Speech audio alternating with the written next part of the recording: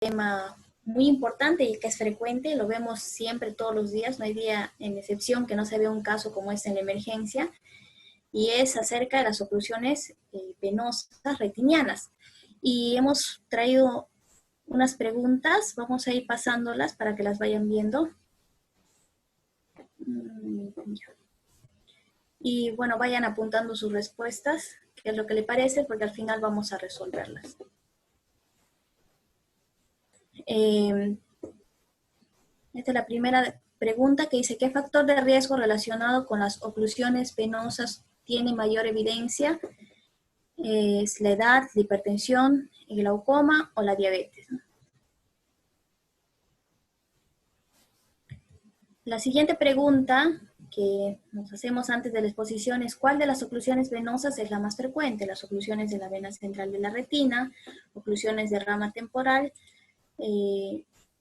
oclusiones de ramas maculares retinianas o oclusiones de ramas venosas retinianas.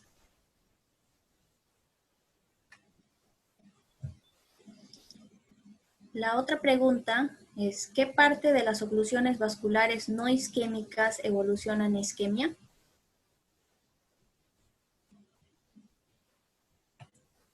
Bueno, era según el porcentaje, ¿no?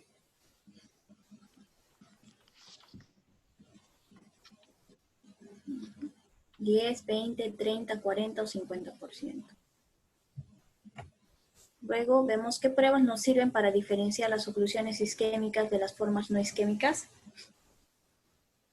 La angiofluorografía, la tomografía de coherencia óptica, la ecografía o la retinografía. Estas preguntas las vemos ahora, que es la primera parte. Acuérdense, se va a ir mencionando en el transcurso de la exposición. Entonces vamos a pasar al tema.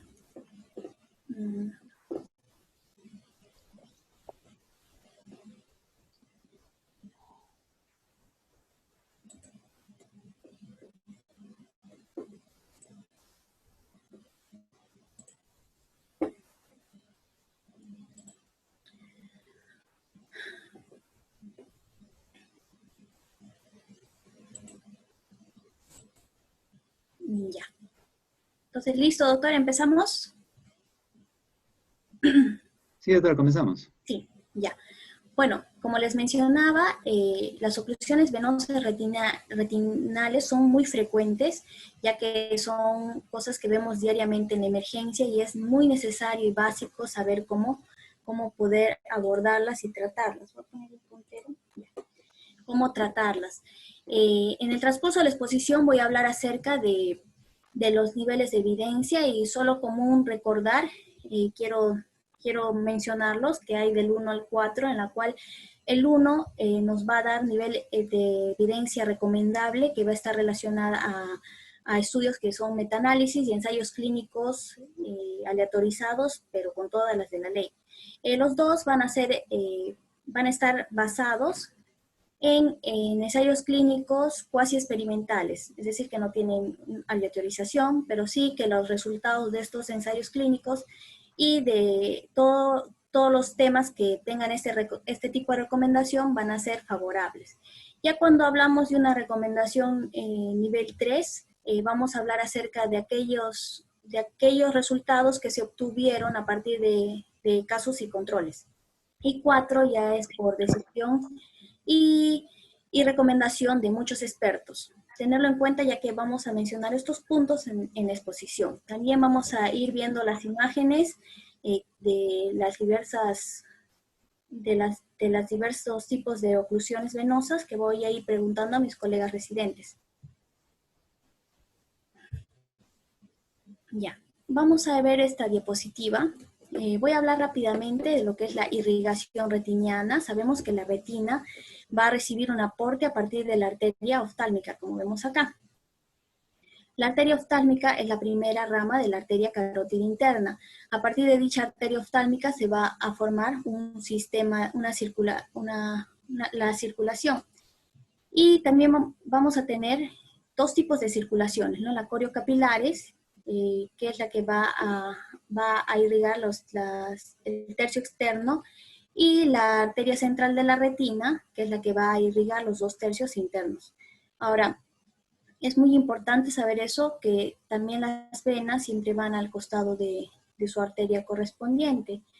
Y hay algunas personas, en el caso de oclusiones vasculares en general, es para mencionar que el 47% de los pacientes que entraron en un estudio se vio que tenían una arteria adicional, que es una arteria cilio-retiniana, que procede directamente de la arteria ciliar, que va a darle mejor pronóstico a los pacientes porque tiene otra vía, otro punto de entrada. Entonces, estos pacientes van a tener mejor pronóstico cuando tengan un tipo de oclusiones a ese nivel, solo como un dato para mencionar.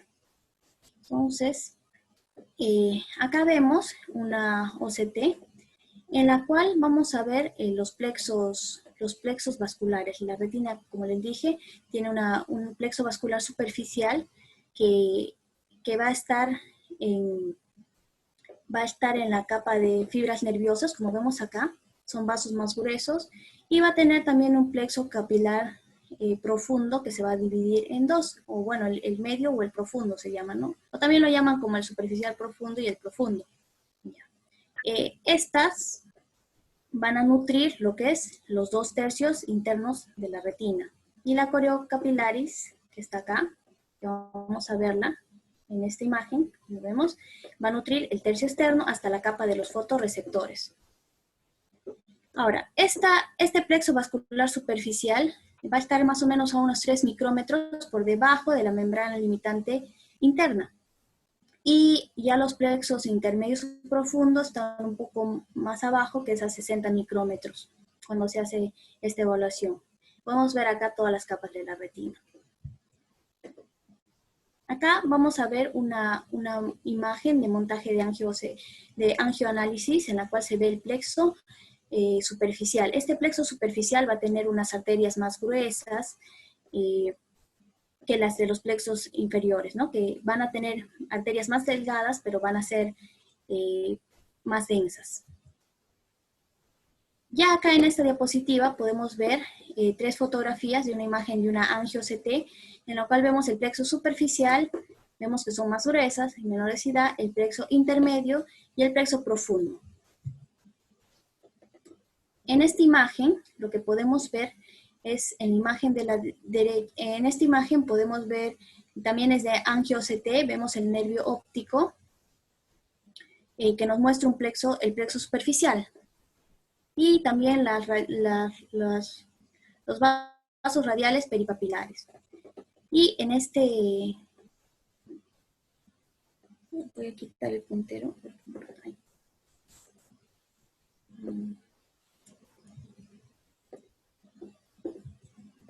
Disculpen, se movió.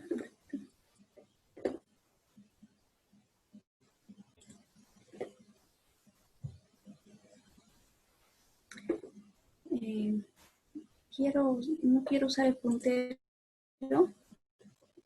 Ya, para poder ver. Este es un video que les traigo, que vamos a ver los plexos tanto en superficial, ¿de acuerdo? Vemos acá cómo va en la profundidad de este OCT y cómo se va dibujando. Nuevamente lo vamos a ver. El superficial, entran 60 micrómetros el intermedio y el profundo, y ya vemos al final que se ve el capilaris.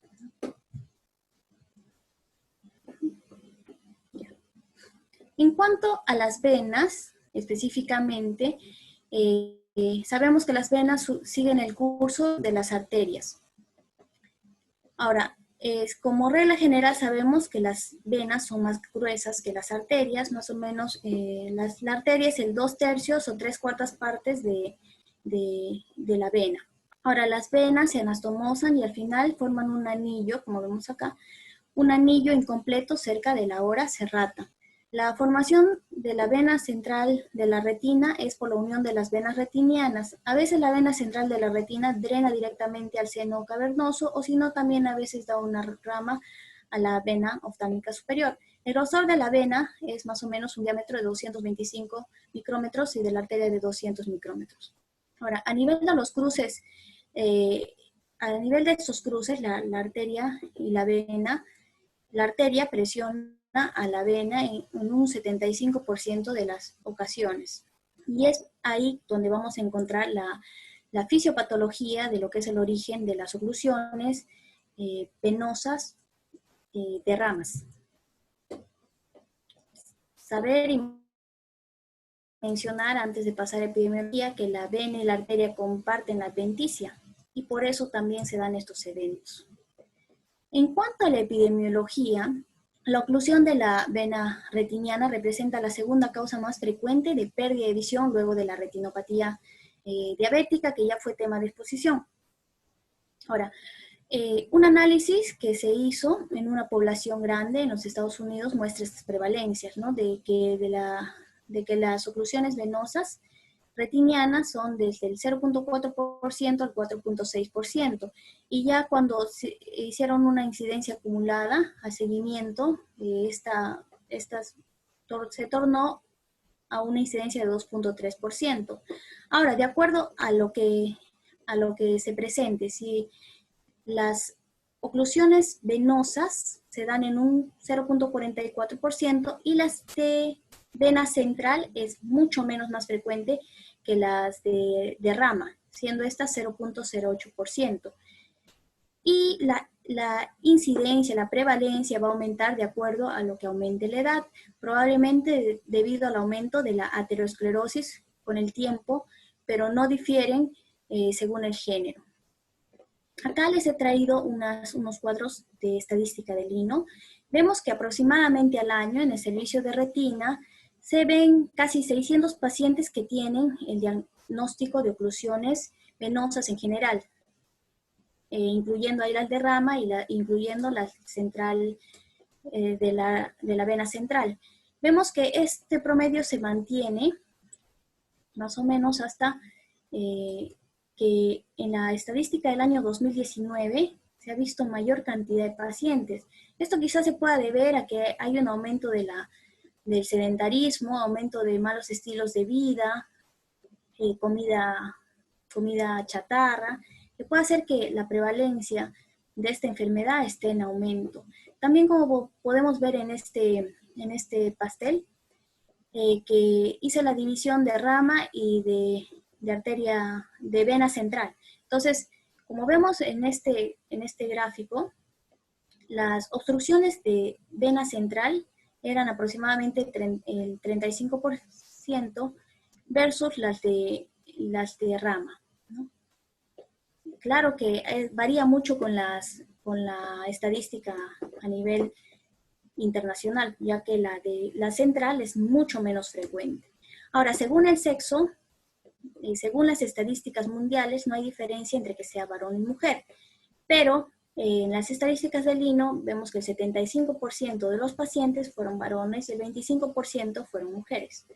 Y de acuerdo a la edad, vemos que antes la incidencia de esta enfermedad se daba más que todo en pacientes mayores de 60 a 65 años, pero miren en este gráfico cómo los pacientes menores de 50 años tienen casi un 35-40% de todos los pacientes que han tenido estas oclusiones venosas. Ya, entonces ahora vamos a hablar acerca de la clasificación anatómica. La clasificación anatómica va a ser de acuerdo al lugar donde se localice el coágulo. Tenemos ahí la oclusión de la vena central de la retina, que va a afectar toda la retina. Luego tenemos la oclusión de rama venosa retiniana, que se divide en tres. La oclusión de rama venosa retiniana mayor o principal, que va a afectar una rama de primer orden, pero va a estar fuera de la papila, y eso hay que tenerlo en cuenta. Va a afectar también ramas maculares y eso es lo que va a dar molestias, como vamos a ver más adelante, cuando se afecta la mácula. Ya en las oclusiones de rama venosa macular o menor, sí hay una afectación solo de una rama macular. Y en las obstrucciones de rama venosa periféricas o secundarias, hay una oclusión de rama venosas que no afectan a la circulación macular, por lo tanto el paciente se va a mantener asintomático, a veces no se da cuenta. Y en los controles podemos encontrar como que secuelas. Y la otra grande clasificación es la oclusión hemicentral de vena retiniana, en la cual hay una oclusión de la rama principal superior o inferior, pero esta se da en la papila. En este esquema me gustó mucho porque ejemplifica dónde se da la lesión. Cuando es una obstrucción de la vena central de la retina, se va a afectar los 4 cuadrantes. De la hemirretina, los 2 cuadrantes inferiores sea temporal o nasal. Y en la derrama, de acuerdo a la rama que sea afectada, se va a afectar el cuadrante. Este gráfico, tomado de un libro que es muy importante para nosotros, el Kansky, me gustó porque según nos va a indicar de acuerdo a dónde es la obstrucción, qué tipo de lesión nos va a dar. Por ejemplo, acá vemos en la flecha que tiene la letra A, va a haber una obstrucción a nivel de la rama, de una rama principal de primer orden. Acá podemos ver ya en la flecha B, nos muestra una oclusión de una rama también de primer orden, porque esta es una rama de primer orden, pero que está lejos de la papila. Pero también esta va a afectar una rama macular y también va a dar efectos como edema macular. Ahora vemos esta figura C, ya es una obstrucción, donde indica la flecha C, ya es una obstrucción a nivel de la rama macular, que va a afectar directamente la mácula. Y ya D, E y F son ya oclusiones que se van a dar a nivel periférico, que como ya mencionamos, muchas de ellas van a pasar asintomáticas. Y bueno, ya haciendo esa clasificación, ya les dije que puede ser central, que puede ser de rama, de acuerdo a la rama, o si no, hemicentral. Y me gustaría preguntar a mis residentes, a ver, el doctor Helio Julca, que está presente, para que me pueda escribir esta foto.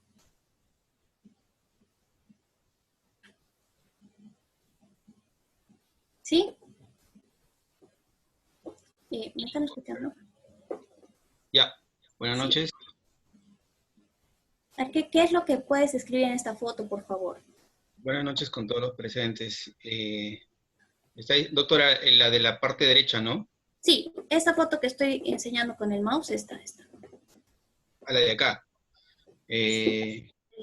A ver, la que está con el mouse, ¿no? Bueno, sí, lo que se puede ver es una foto clínica, aparentemente del ojo izquierdo, es un fondo de ojo, en el cual se puede ver, pues, hemorragias y exudados en sus 360 grados alrededor del nervio óptico, ¿no? Entonces eso puedo inferir o puedo deducir que es una obstrucción de vena central de la retina, ¿no?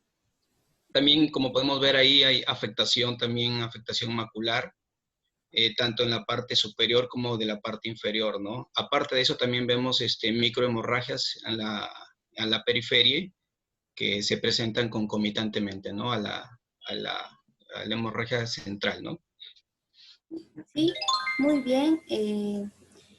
Sí, como vemos en esta imagen, efectivamente es una oclusión de la arteria, de la vena central. ¿Por qué? Vemos que están afectados los 4 cuadrantes. Vemos un edema de papila con hemorragias peripapilares, hemorragias también difusas y algunos exudados difusos en los 4 cuadrantes, como bien mencionó el doctor. Doctor, disculpe, ¿qué más debe buscar el doctor?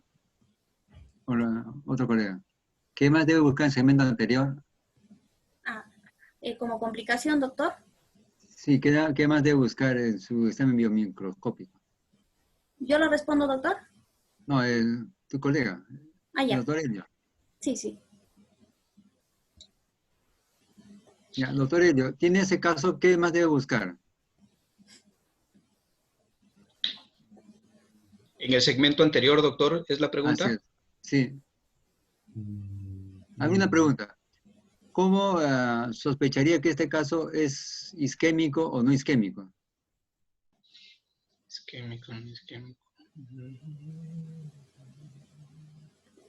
A ver, doctora, está levantando la mano la doctora Quispe. A ver. Doctora Quispe. Habla. Bueno, lo que tendría... ¿Se me escucha? Sí, se te Sí. escucha bien. Y lo que tendría que buscar son signos de neovascularización como rubiosis, porque sabemos que está relacionado con enfermedades como la diabetes, ¿no? Entonces, generalmente eso, buscar rubiosis en segmento anterior. Muy bien. ¿Y cómo sospechamos que este caso podría ser isquémico, no isquémico? ¿Qué signo nos hace sospechar que es Eh, isquémico? Normalmente, pues, para que sea isquémico tendría que haber neovascularización. Tendríamos que buscar neovascularización. También podría ser cuando hay mucha área de la retina no perfundida a nivel capilar. Los exudados algodonosos también en gran cantidad nos pueden Se hace indicar, algodonoso muy bien. ajá, que pues es isquémico. Y bueno, esos, La agudeza visual, ¿cómo estará en los casos isquémicos? muy disminuida, mayor a cuentadedos, ¿Cómo estará la respuesta pupilar? de par positivo. Muy bien. Son signos que nos pueden ayudar a que el caso pueda ser isquémico o no. Importante buscar, evaluar el segmento anterior. ¿Cómo está la pupila, la reactividad pupila? ¿Cómo está la respuesta pupilar? Eso es importante evaluar, ¿no? Evaluar toda la integridad del ojo. Y es importante la historia clínica, ¿no? Ya, sí, doctor, con el caso. Sí, bueno, también acá me gustaría preguntar a otro corresidente, a ver, la autora Daniela Torres. Dani, estabas levantando la mano, creo. Ah, sí, doctora, Sí, buenas esta foto, ¿cómo estás, Dani? Esta foto, por favor, ¿podrías describir la que está abajo? La tercera, la inferior, Sí, ya es una foto clínica del ojo derecho. Observamos que, en primer lugar, tanto las venas como las arterias en la arcada temporal superior e inferior están tortuosas. Y en lo que es el cuadrante temporal inferior, vemos algunas hemorragias intrarretinianas. Y en lo que es a nivel del nervio óptico, en la zona de las venas radiales del nervio óptico también vemos que hay una hemorragia, exudados blandos en la parte inferior. Y hacia esa zona, que es el cuadrante nasal inferior, vemos que las venas están bastante dilatadas. Y también hay signos de hemorragias intrarretinianas. Y observamos también varios cruces entre las arterias y las venas, ¿no? sí. ¿Y cuál sería tu diagnóstico en este paciente, de acuerdo a tu evaluación? Bueno, vemos que está afectado tanto la zona inferior, nasal y temporal, entonces sería una hemioclusión de rama de la vena central. Claro, sí. En este caso sí es bueno, está bien hecho el diagnóstico, ya que los dos cuadrantes inferiores, tanto nasal como temporal, están afectados. Y acá también vemos una hemorragia en el haz papilomacular, ¿no? Y aparte, lo que sí tenemos que tener muy en cuenta es este eritema de la papila, este color, la hiperemia papilar, ya que es un signo de una oclusión de hemicentral, ¿no? Venosa hemicentral. Y vemos también un cambio de coloración que se puede ver tanto en la hemiretina inferior con respecto a la hemiretina superior. Y esta última foto, a ver, ¿hay algún voluntario o el doctor Ricardo Alarcón, si está presente, para que nos describa?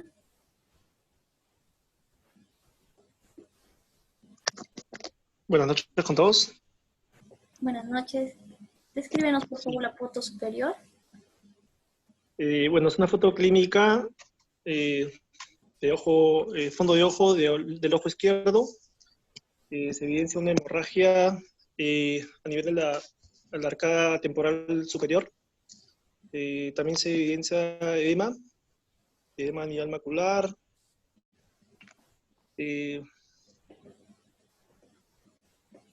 Hemorragia también como en puntos, ¿se ven? Sí. Entonces, ¿tu diagnóstico sería? Una oclusión oclusión venosa de rama superior. Oclusión venosa de rama temporal superior. Temporal superior, ¿no?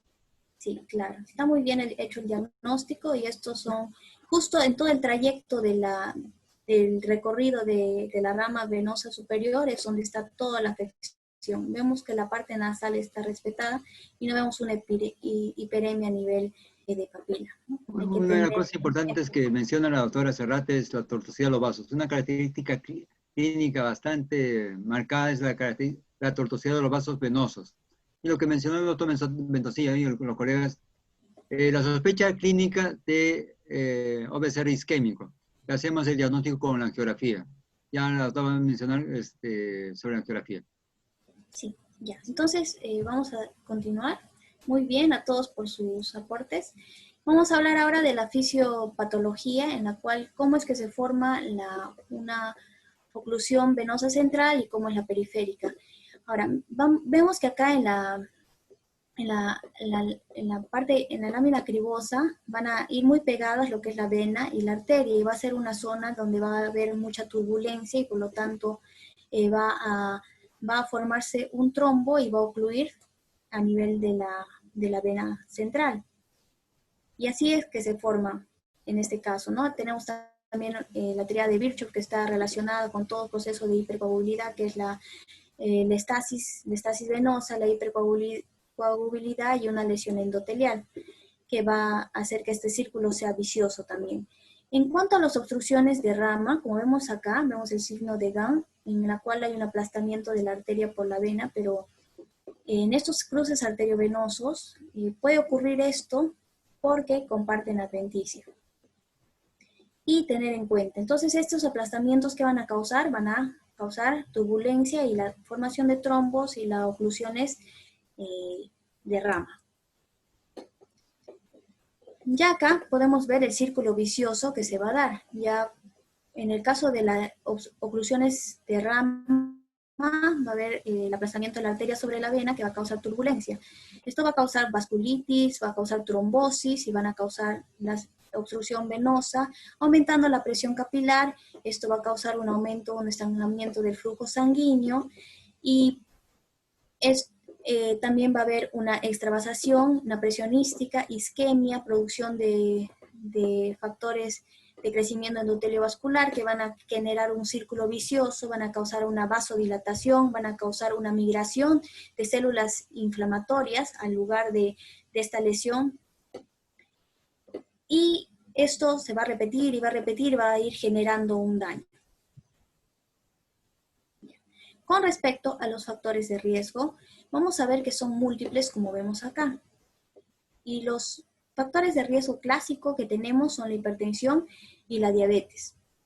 Ahora, otro factor de riesgo muy asociado fue el glaucoma. Incluso en algunos estudios se encontró que más del 60% de pacientes que tenían una obstrucción venosa retiniana tenían glaucoma, y hay que tenerlo en cuenta, ya que los pacientes que tienen glaucoma van a tener una alteración en la disposición de los vasos a nivel de la papila, va a haber un angulamiento y esto va a causar que haya mayor turbulencia y es una de las teorías. Ahora, pacientes mayores de 60 años también está muy relacionado, ya que estos pacientes tienen mayor aterosclerosis en sus arterias. En el caso de la dislipidemia, tenerlo en cuenta en pacientes que son menores de 50 años. Siempre, por lo tanto, hay que hacer un perfil lipídico, ya que está aumentando todos estos factores de riesgo que conllevan la obesidad, la comida que tiene alto contenido de grasas, van a llevar a que estos pacientes puedan desarrollar estos cuadros siendo aún jóvenes. Y la hiperviscosidad sanguínea, tener en cuenta síndromes como son las policitemias, también en niveles elevados de fibrinógenos, otras enfermedades un poco más raras como las macroglobulinemias. Ahora, la diabetes en sí no es que sea un factor de riesgo, sino que la diabetes conlleva a un riesgo cardiovascular elevado por el daño endotelial que produce. Y esta va a llevar a lo que es las oclusiones venosas, por lo tanto, ¿no?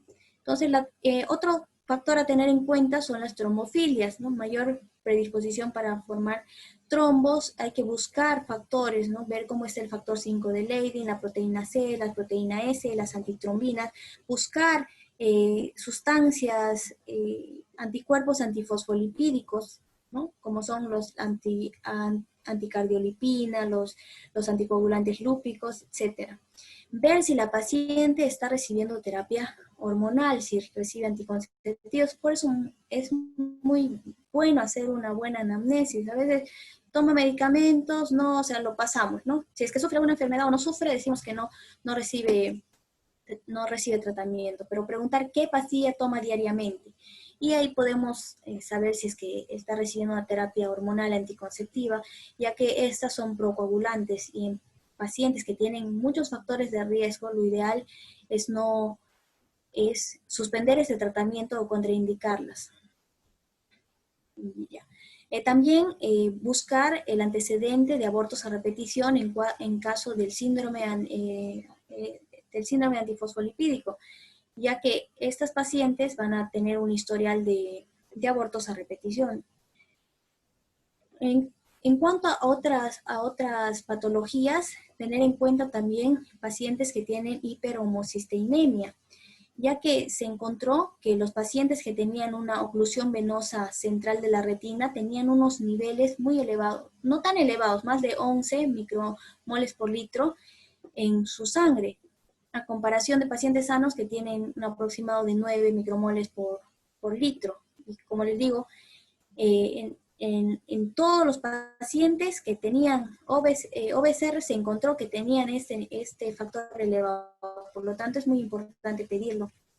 Ahora, en caso de pacientes que tengan otros tipos de enfermedades, que tienen riesgo de hacer factores tromboembólicos, también es necesario saber la causa. Pacientes que puedan tener enfermedad de BC, granulomatosis de Wegener, poliarteritis nodosa, etc. Ahora, con respecto al nivel de evidencia, como vino en la pregunta, el glaucoma de ángulo abierto tiene un nivel de recomendación tipo 1 como factor de riesgo. Los que le siguen son la hipertensión y la diabetes. Por lo tanto, estos tres son los más importantes. Ya los demás son como recomendaciones de expertos que se hicieron en estudios de casos y controles y de reportes de casos, ¿no? Entonces, en esta tabla tenemos para ver qué es lo que debemos pedir en un paciente, en todos los pacientes y en los pacientes de acuerdo a su edad. Ahora, en todos los pacientes tenemos que pedir un hemograma completo, una velocidad de sedimentación, tiempo de protrombina, TTPA, filinógeno, todo su perfil lipídico, proteinograma, glucemia, PCR, urea, electrolitos y creatinina. Ahora, si en el paciente no encontramos que todo esto sale normal y no tiene factores de riesgo, y si es menor de 50 años, tenemos que pedir ya exámenes más especializados, más específicos, como son proteína C, proteína S, antitrombina, homocisteína, factor 5 Leiden, etc.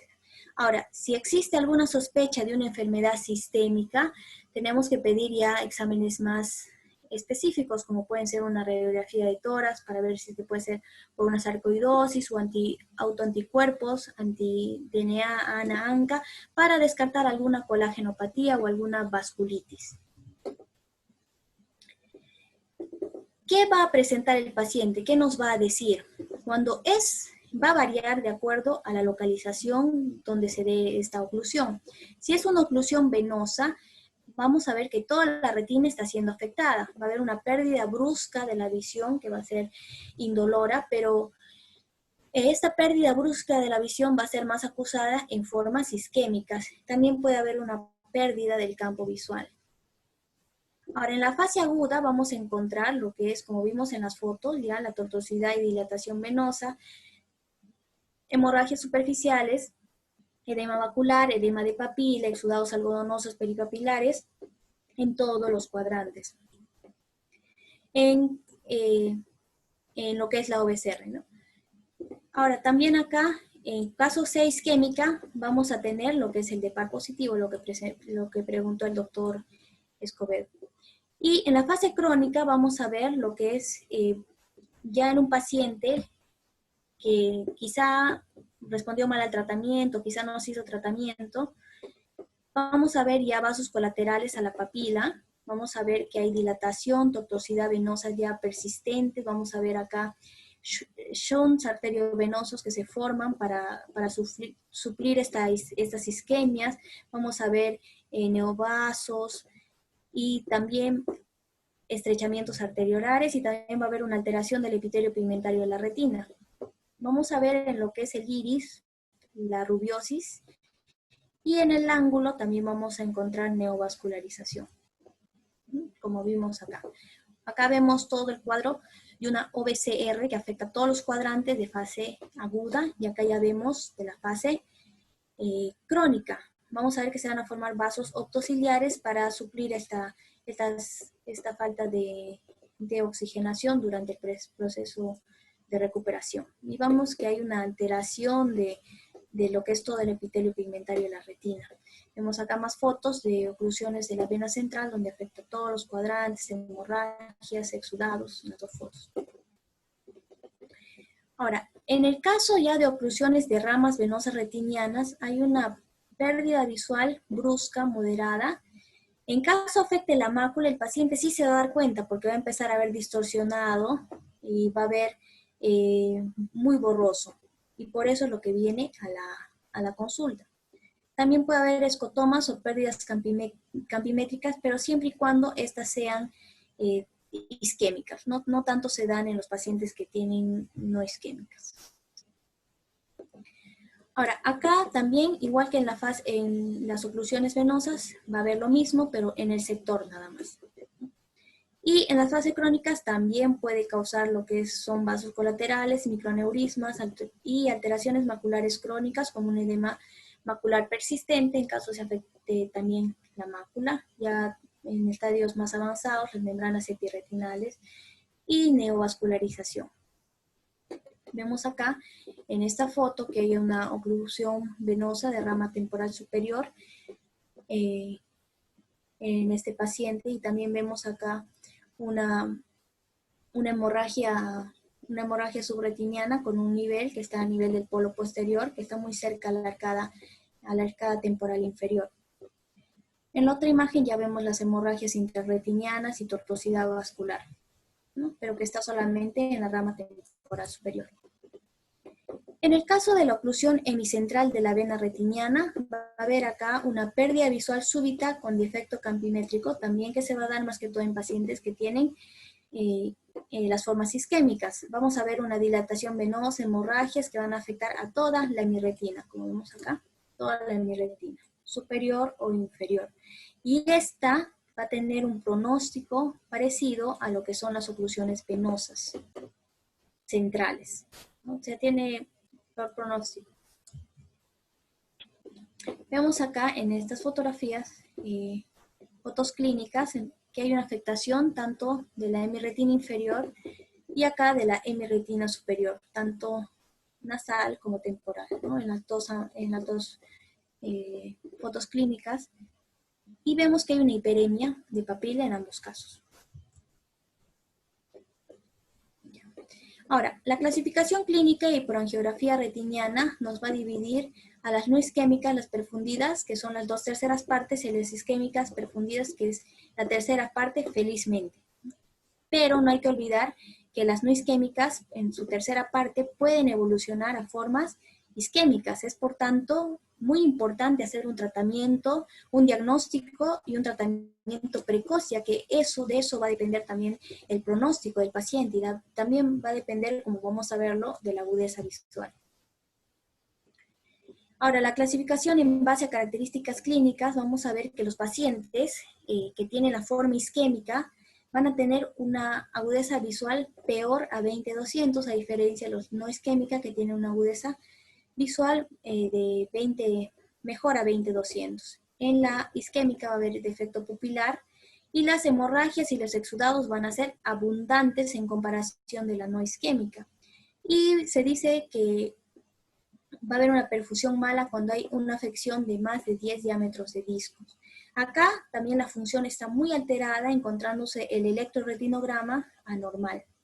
Y bueno, esto para mencionar este cuadro, que también de las OVCR no isquémicas pasa a OVCR isquémica, en el 15% en un tiempo de 4 meses. Miren, si es que no recibe tratamiento adecuado o se le hace un seguimiento. Y ya del 34% de estos pacientes que tenían la forma no isquémica evolucionan a forma isquémica en un periodo de 3 años. El diagnóstico diferencial van a ser varios, en la cual tenemos a la cabeza la retinopatía diabética, luego la retinopatía hipertensiva, el síndrome isquémico ocular, el edema de papila, el síndrome de hiperviscosidad, y eso en el caso de la obstrucción de la vena central. En caso de la obstrucción de la rama venosa retiniana, tenemos la retinopatía diabética, y el otro diagnóstico diferencial son las telangiectasias localizadas. Ahora, recomendaciones en base a características que encontremos en el fondo de ojo. Vamos al examen clínico. Nosotros podemos definir si es central, si es hemicentral o si es de rama. En caso sea de rama, si es de una rama mayor, a los 3 se le debe pedir una angiofluorografía. ¿Para qué? Para detectar si hay edema, si hay isquemia, si hay neovasos.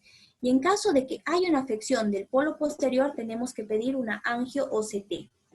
Ahora, en pacientes que tengan una oclusión venosa de una rama menor o de una rama periférica, lo que tenemos que hacer es una observación y controles periódicos para ver que esta no se complique y no vaya también a formas isquémicas. En caso de la angiografía fluoresceínica, ¿para qué nos va a servir? Como ya dijimos, para diferenciar las formas isquémicas de las formas no isquémicas. Entonces, ¿qué es lo que vamos a ver? Vamos a ver en general, en todas estas oclusiones, hipofluorescencia por efecto de pantalla que se van a dar por la sangre que va a estar y por los hemorragias que se van a dar, va a haber este efecto de pantalla. Vamos a encontrar también áreas no perfundidas, áreas isquémicas, y también los vasos venosos se van a ver más dilatados, más tortuosos y se van a teñir en sus paredes. Ahora, en las fases crónicas ya podemos ver también, gracias a la angio, podemos ver ya vasos colaterales que se van a ir formando y también neovasos. Lo mismo se va a ver en las oclusiones de rama venosa, pero solamente en un sector, y en la de hemirretina se va a ver los daños en la hemirretina afectada. Vemos acá una foto que compara lo que es una angiofluorografía normal y una angiofluorografía de un paciente que ha tenido una oclusión venosa, ¿no? Con tortuosidad venosa, zonas de hipofluorescencia, ¿no? Quizá por las hemorragias, y zonas también hiperfluorescentes que pueden ser por edema. Estas son otras fotografías de la angio, en la cual podemos ver en esta, es una fase, la fase arterial, vemos que está un poco retrasada en el llenado arteriovenoso, y vamos a ver, acá se ve que está casi normal, pero acá comparando el superior con el inferior, vemos que acá hay un retraso de la fase arteriovenosa. Vemos que la vena casi no demora en llenar. Y va a mostrar también una zonas de isquemia al parecer, ¿no? O también podemos ver zonas múltiples de bloqueo por las hemorragias que ha tenido este paciente. Este es en las formas, en esta fotografía, y en la otra fotografía podemos ver una área en la cual hay una oclusión venosa y hay un exudado, un edema a nivel de la rama temporal superior. Vemos igual que hay una buena perfusión a nivel macular, al parecer no le está afectando.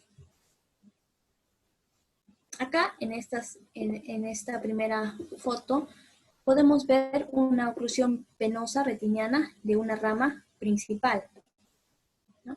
En esta foto podemos ver hemorragias, exudados a nivel de la rama temporal inferior. Acá en la angio ya podemos ver que en esta fase venosa también hay un poco de dificultad de retraso en el llenado, y muestra zonas de hipofluorescencia por las hemorragias que vemos acá, comparando que no se ven. Lo que mencionan es que por estas hemorragias que el paciente tiene, se recomienda hacer la angiofluorografía a los 3 a 6 meses del cuadro agudo para poder distinguir mejor las estructuras, no tanto al inicio. Y ya en esta imagen también vemos lo mismo, ¿no? Ya una tortuosidad y vemos zonas de ocultamiento, de enmascaramiento por las hemorragias que tiene el paciente. Vemos también extravasaciones. Acá vemos las extravasaciones que tiene el paciente ya en fases tardías, ¿no? Vamos a ver esta hiperfluorescencia que se ve en esta foto. Acá podemos ver otra fotografía en la cual vemos en la rama terminal temporal inferior, se ven áreas isquémicas. En estas zonas vemos áreas negras. Estas áreas negras son áreas de isquemia. También se ven como unos neovasos que se están formando, y también acá periféricamente vemos microaneurismas perilesionales. También en esta fotografía se van a ver shunts arteriovenosos para compensar estas zonas de isquemia. Ahora, el otro examen diagnóstico es la tomografía de coherencia óptica. ¿Para qué nos sirve la tomografía de coherencia óptica? Es fundamental hacerla, ni bien se diagnostica al paciente, porque no solamente sirve para diagnóstico, sino sirve para pronóstico y sirve para definir el tratamiento que vamos a dar a este paciente. Entonces, tiene una evaluación cuantitativa y cualitativa, porque vamos a ver, de acuerdo también a los controles, cómo evoluciona este paciente. A veces no se relaciona cuando remite el edema en las imágenes de OCT con la agudeza visual. A veces hay una discordancia, pero generalmente nos va a ayudar para ver cómo está yendo este paciente. Ahora, en el primer año, en cada visita, se debe hacer un control mensual en el primer trimestre del primer año, y luego en el segundo año se puede hacer semestral, y luego ya un control anual, porque vimos que a largo plazo igual puede variar, puede tornarse isquémica en los pacientes.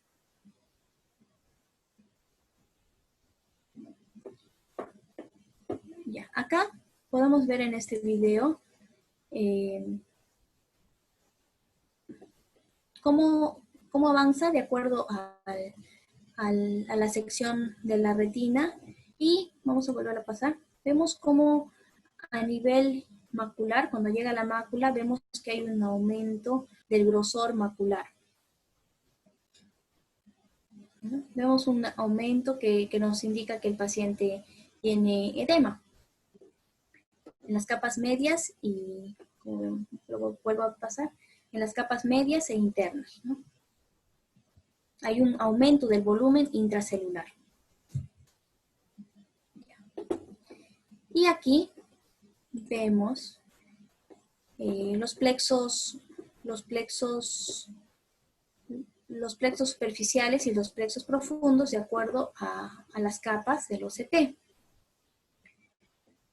Vamos a ver nuevamente una oclusión de la rama venosa, acá, a ver, de la rama venosa superior, que va a afectar a los vasos, al plexo a nivel, a nivel de la parte superior de la fobia. Como vemos que llega a nivel de la parte superior de la fobia, ¿no? Vemos estos vasos. Tanto el plexo superficial y el profundo se va a ver afectado. Esta es una imagen de una OCT en la cual vemos grandes espacios quísticos. En la siguiente foto vamos a ver una membrana epirretiniana. Y acá podemos ver edema a nivel macular, y también vemos un desprendimiento de retina foveal, ¿no? Ahora, el tratamiento. El tratamiento más que todo va dirigido a prevenir lo que son las secuelas, las complicaciones. El seguimiento a los pacientes nos va a decir de acuerdo a cómo vayan, ¿qué es lo que voy a indicar? Si voy a usar antiangiogénicos, si voy a usar corticoides, si es que me voy a ir a una cirugía. Y también, si vemos que ya está habiendo complicaciones, tenemos que actuar. Si es que vamos a poner láser, por ejemplo. Este es un esquema en el cual, de acuerdo a la oclusión y de acuerdo a la isquemia, vamos a ver cómo es el tratamiento. En las oclusiones venosas centrales retinianas, definimos si es isquémica o si no es isquémica. En caso sea isquémica y todavía no encontramos neovasos, tenemos que hacer controles periódicos para descartar si es que aparecen neovasos tanto en el ángulo como en el iris. Y se tiene que hacer controles cada 2 a 3 meses a pacientes que no tengan factores de riesgo altos. Pero si tiene factores de riesgo altos, se tiene que hacer controles cada mes. Ahora, si en caso no haya posibilidad de que se haga control en pacientes que vivan lejos, en provincia, no tengan posibilidades, se puede hacer una panfotocoagulación profiláctica para evitar complicaciones, es lo que menciono. Según la evidencia, esto tiene un nivel de evidencia tipo 1.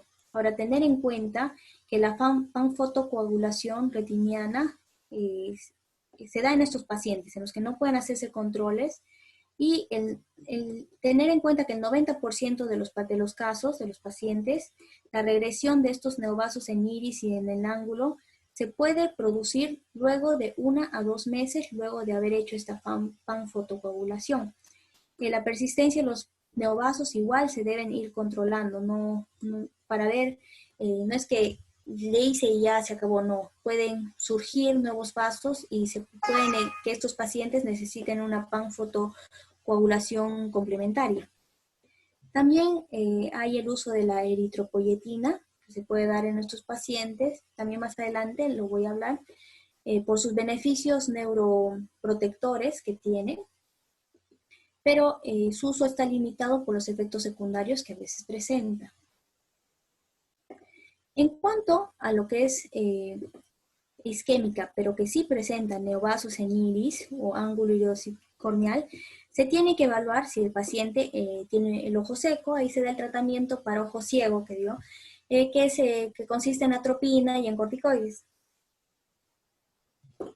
Luego, también se puede, con un nivel de evidencia 3. Ahora, la cicloablación tiene una recomendación por expertos en caso de estos pacientes, para controlar el dolor en esos pacientes. Y también lo que nos menciona está la guía del 2019 panamericana, es que se puede poner antiangiogénicos intracamerulares para que haya una regresión de los vasos sanguíneos. En el caso de los pacientes que tengan esta neovascularización, y es una central, no se olviden que ahorita estamos hablando de una oclusión central, porque es muy diferente en las oclusiones de rama. También se puede hacer la panfotocoagulación retiniana y ver si es que hay una regresión de estos vasos. Si hay regresión de estos vasos, se hace un control. En caso no haya regresión, se tiene que hacer una nueva panfotocoagulación suplementaria. Ahora, en los casos no isquémicos, se tienen que hacer controles periódicos durante 3 años, ya que vimos que hasta en 3 años, el 34% de pacientes pueden tornarse isquémicos y producir estas neovascularizaciones. Si hay una conversión isquémica, se tiene que tratar con todo el esquema de los pacientes isquémicos. Y si el paciente está estable durante estos 3 años, ya se le puede dar de alta. Ahora, el pronóstico va a depender de la agudeza visual inicial. Si el paciente tiene una agudeza visual mejor a 20-40, se hace un control cada mes o cada 2 meses por 6 meses y luego al año. Y si es que tiene una agudeza visual de 20-50 a 20-200, se hace un control también cada mes por 6 meses y ver si la agudeza visual mejora, pasa a este esquema, y si empeora, pasa al esquema de de agudeza visual PORA 20-200, que tiene que ser controlado también cada mes por 6 meses, y luego cada 2 meses.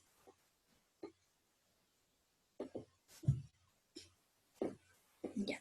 Con respecto ahora a las oclusiones de ramas venosas, vamos a diferenciar si es isquémica y si no es isquémica. Si es isquémica, a ver si es que hay neovasos retinianos o papilares. Acá lo que se hace es una fotocoagulación en rejilla o sectorial, y también se puede utilizar la eritropoyetina. En el caso de, eso tiene un nivel de evidencia 1. En el caso de que no haya neovasos, se puede hacer controles periódicos. Ahora, en los pacientes, la neovascularización tiene lugar en el 36% de pacientes que tengan un área de no perfusión de más de 5 diámetros de disco. Y en el 62% de pacientes que tienen más de 10 diámetros de disco de afección. Es por eso es bueno siempre calcular cuántos diámetros de disco están siendo afectados. Y si el paciente no tiene isquemia, pues se hacen los controles periódicos. Bueno, acá vemos un algoritmo de acuerdo a la angiofluorografía, en la cual vamos a ver si es que es una mácula isquémica, vamos a evaluar si es isquémica, no se debe poner láser. En caso sea una mácula perfundida, ver la agudeza visual. Si es menor a 20-40, se puede hacer una fotocoagulación en rejilla y ver si hay mejoría, un control. Y si no hay mejoría, se puede utilizar estas terapias, esas opciones, como es el triamcinolona intravítrea, antiangiogénicos o implantes. En el caso de una agudeza visual mejor a 20-40, ver si la agudeza visual se mantiene estable, hacer solo controles y esperar. Y en caso que disminuya la agudeza visual, sí se tiene que hacer una fotocoagulación en rejilla. Ahora, vamos a ver este esquema. El tratamiento generalmente se basa en esto, en tratar el edema macular secundario a las obstrucciones venosas de rama y evitar las complicaciones. No sé si podrían apagar sus audios. Hay alguien que está haciendo bulla, por favor. Gracias. Ya. En el caso de las inyecciones intravítreas tenemos una amplia gama. Acá tenemos el ranibizumab, el aflibercept, el bevacizumab, que es lo que más utilizamos acá en Perú y en nuestro querido instituto. Pero ese no está aprobado por la FDA. Lo que sí, los dos que están aprobados son los que están acá, el ranibizumab y el aflibercept. Y el Ozurdex, que es el implante intravítreo de dexametasona, también está aprobado. Lo que es la triamcinolona todavía no está aprobado. Ya. Bueno, entonces, vamos a evaluar el paciente, si es fáquico, si es afáquico, si es pseudofáquico, si es vitrectomizado y si es que ha tenido un evento cardiovascular. De acuerdo a eso vamos a dar nosotros vamos a decidir nuestro esquema terapéutico. Que el paciente sea fáquico o afáquico, nuestra primera elección va a ser dar antiangiogénicos. Si es que no tiene una respuesta, vamos a pasar a lo que es los implantes de dexametasona. Si es que no tiene una respuesta, se puede hacer una terapia combinada. Ahora, en el caso de pacientes pseudofáquicos, hay que ver si este es un paciente corticorrespondedor. ¿Qué significa corticorrespondedor? Que le afectan los corticoides, es decir, le hacen que le suba la presión. En este caso, la primera opción va a ser antiangiogénicos. En caso de no corticorrespondedor, la opción es un implante intravítreo de dexametasona o si no, los antiangiogénicos. Ahora puede variarse, ¿no? De acuerdo con lo que empecemos, si es que no tiene una respuesta satisfactoria, cambiarlo por el corticoide, los antiangiogénicos, según sea el caso, o si no, también todos terminan una terapia combinada. En el caso de pacientes vitrectomizados, independiente del estado del cristalino, bueno, a veces lo que dicen es que el aclaramiento de estos angiogénicos en pacientes vitrectomizados es mayor que en pacientes no vitrectomizados, por lo que se prefiere como primera opción es el implante intravítreo. Ya en caso no hay una respuesta, se da antiangiogénicos. Ahora, en caso de de los pacientes que hayan tenido un evento cardiovascular hace menos de 3 meses, se tiene que dar de elección en los implantes intravitreos, como el de dexametasona. ¿Por qué no de frente los antiangiogénicos? Porque esos pacientes, los antiangiogénicos pueden causar vasoconstricción y causar más eventos cardiovasculares a nivel sistémico. Pero se hizo un estudio comparando el Aflibercept en pacientes que recibieron Aflibercept y les hicieron un examen serológico de niveles del billet en sangre y vieron que los niveles de pacientes que habían usado Aflibercept eran igual que en pacientes que no habían usado. Por lo tanto, por esta subunidad FAP que tiene el Aflibercept, es más seguro, ya que no atraviesa la membrana hematorretiniana y por lo tanto no pasa a la circulación sistémica, y es uno de los beneficios que manifiesta este antiangiogénico. Ya.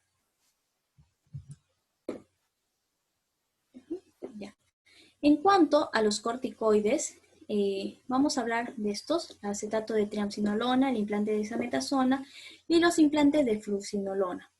El acetato de triamcinolona, como ya les dije, no está aprobado aún, fuera de indicación, y necesita varias dosis. Hubo estudios, ensayos clínicos que probaron la eficacia de la triamcinolona en pacientes que se usó una dosis de 1 miligramo y versus 4 miligramos, y vieron que las dos dosis eran seguras y que tenían un buen perfil de seguridad y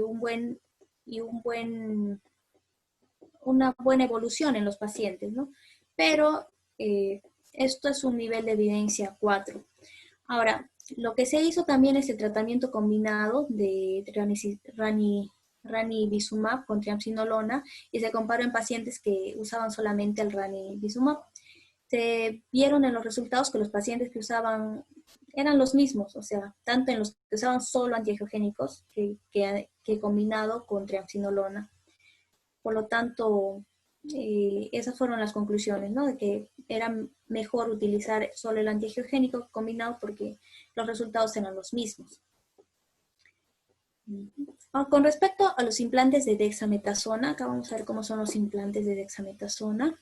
Vemos que el ingreso es a través de un puerto de vitrectomía, en la cual se va a poner implantes. Hay de 2 concentraciones, de 350 y de 700 microgramos, y se vio que los pacientes que usaban implantes de dexametasona tenían resultados muy buenos en lo que es los controles con el OCT.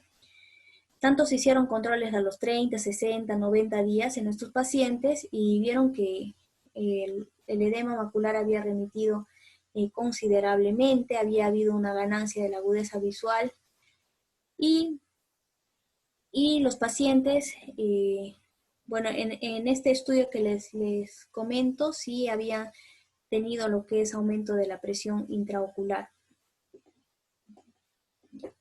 En caso de los implantes de fluocinolona, no es que sean muy frecuentes utilizados, pero sí aumentan la presión intraocular y causan cataratas en algunas series de casos en las cuales se utilizaron, ¿no?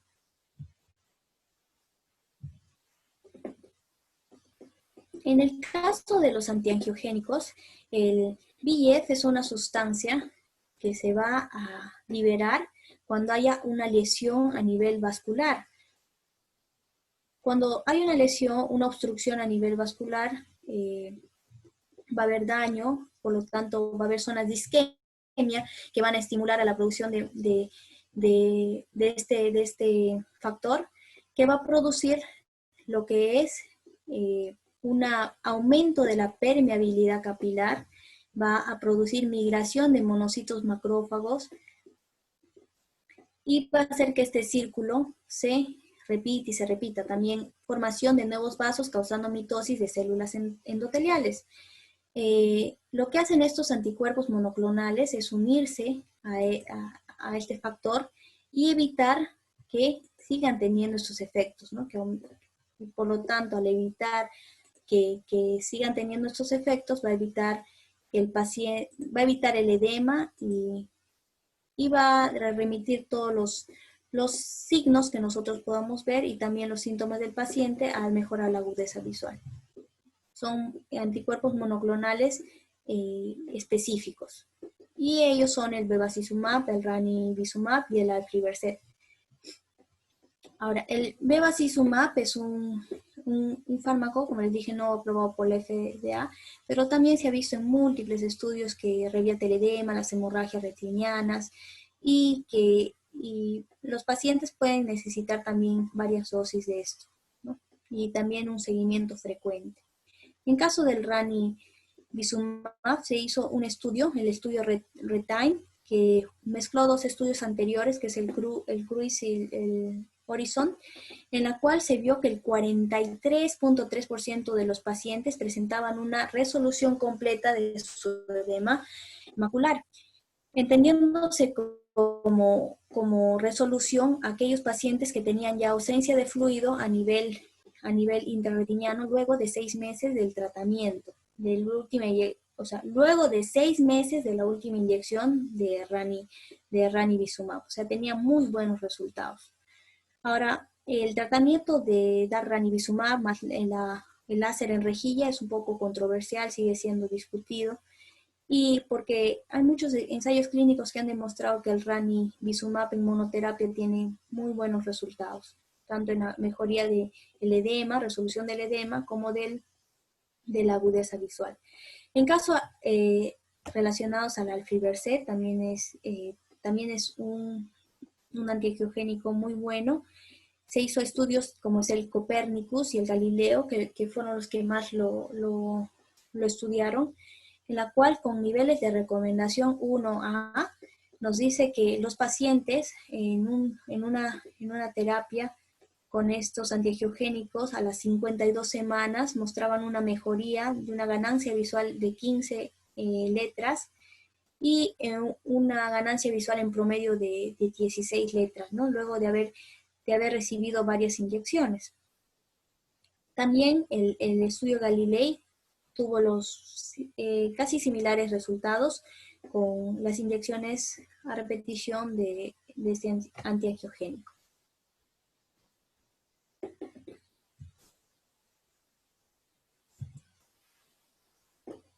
Ya. Ahora, lo que es el tratamiento quirúrgico. Bueno, nos dan varias opciones. Una es la neurotomía óptica radial, la cual algunos dicen que están en desuso. Se busca artículos, he encontrado uno del 2010, pero en páginas oftalmológicas también lo mencionan como tratamiento y con actualización al año 2019. Algunos lo usan, otros no. Lo que yo revisé es un artículo de una serie de casos en la cual hacían y veían que sí tenía una buena respuesta, ya que se basa en lo que es el síndrome compartimental neurovascular, en la cual lo que hace es hacer una punción a nivel de la esclera para tratar de disminuir la presión y aumentar el flujo. En estos pacientes también se entra vía pars plana y se entra con este instrumento especial para hacer este corte. Bueno, tiene un nivel de evidencia 3. Acá vemos más o menos un video en la cual se ve que están haciendo la vitrectomía, pero ya más adelante vemos acá que está el instrumento y va a hacer un corte, ¿no? A nivel de la esclera. A nivel nasal hace un corte para descomprimir. En estos casos clínicos se vio que había mejoría a largo plazo y una resolución más rápida de lo que es el edema. Como toda cirugía tiene sus complicaciones, fueron las mismas que de la vitrectomía, pero aparte otras complicaciones fueron secciones de la arteria o de la vena y del nervio también, ¿no? Cuando no lo hacía una persona con alta capacitación. Bueno, la otra técnica es la vitrectomía con o sin pelamiento de la membrana limitante interna, en la cual vemos que la membrana limitante interna va a ser una barrera en cuanto a lo que es sustancias tóxicas, pero también al oxígeno. Entonces, esta teoría se basa en que quitando la membrana limitante externa, vamos a mejorar la perfusión de oxígeno a esta retina que está sufriendo, que está siendo hipoperfundida. Y en cuanto a la adventisiotomía del cruce arteriovenoso, se hace una cirugía a nivel donde está haciendo la obstrucción de rama, de ahí es donde se hace el corte, pero es una cirugía muy complicada, ¿no? En estas zonas, al hacer el corte, mejorarían el flujo sanguíneo y la turbulencia. Más o menos la técnica consiste en hacer un corte a 100 a 150, de 100 a 500 micrómetros de estos cruces arteriovenosos donde está haciendo la oclusión para tratar de mejorar la perfusión.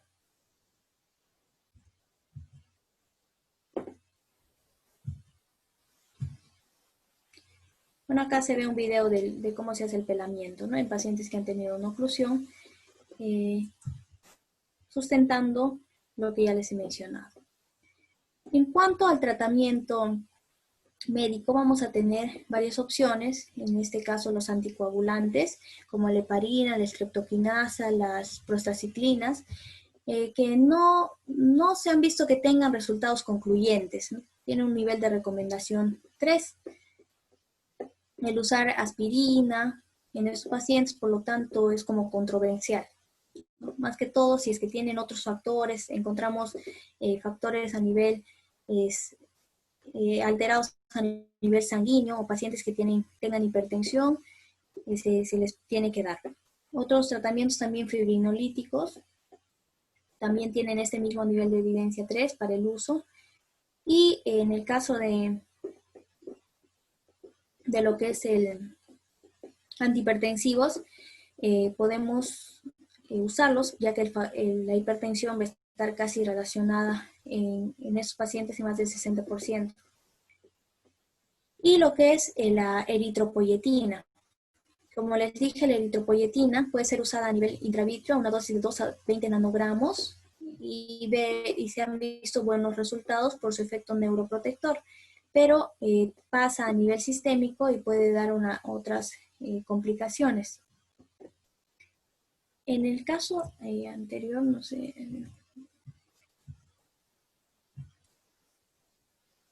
Ya.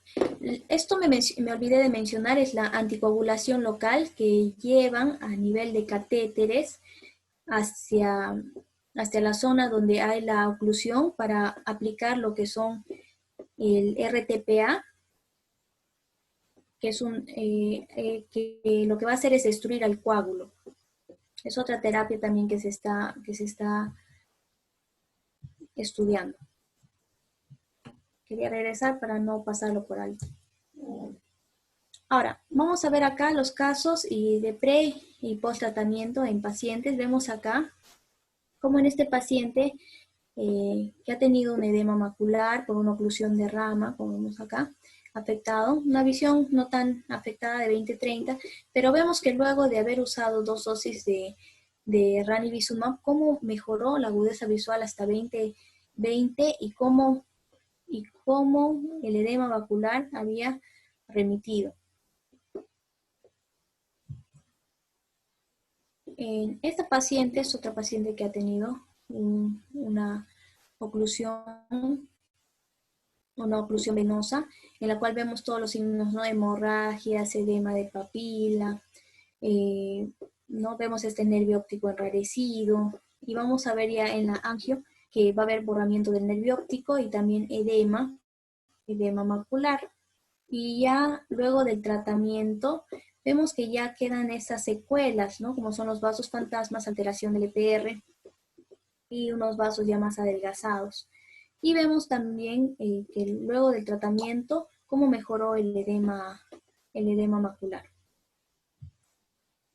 Acá es un paciente ya crónico, en la cual